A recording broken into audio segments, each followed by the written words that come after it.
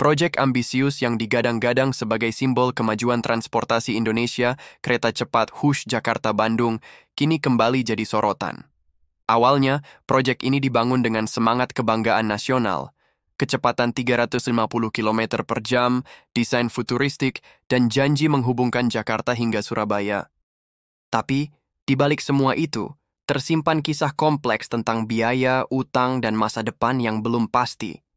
Bayangkan saja, biaya proyek dari rencana awal sekitar 6 miliar dolar melonjak menjadi lebih dari 7,2 miliar dolar. Sebagian besar dananya berasal dari pinjaman China Development Bank, sisanya ditanggung oleh konsorsium BUMN dan mitra Tiongkok. Dan sekarang, pemerintah sedang sibuk menegosiasikan ulang utang besar yang mulai menekan keuangan negara. Secara teknologi, Hush memang luar biasa, tapi dari sisi bisnis, hasilnya belum sesuai harapan.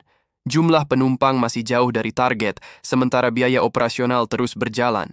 Bahkan sempat terjadi gangguan di jalur akibat penyusupan orang ke rel, memperlihatkan bahwa sisi keamanan pun masih perlu diperkuat.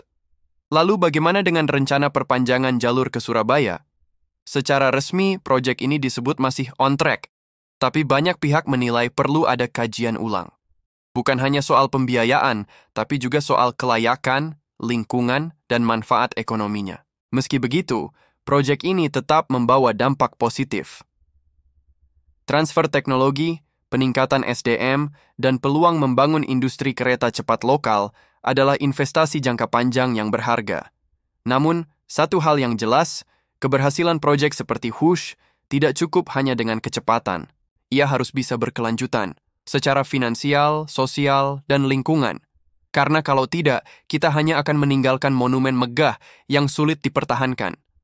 Hush adalah cermin tentang ambisi besar, tapi juga tentang pelajaran berharga dalam mengelola mega proyek nasional.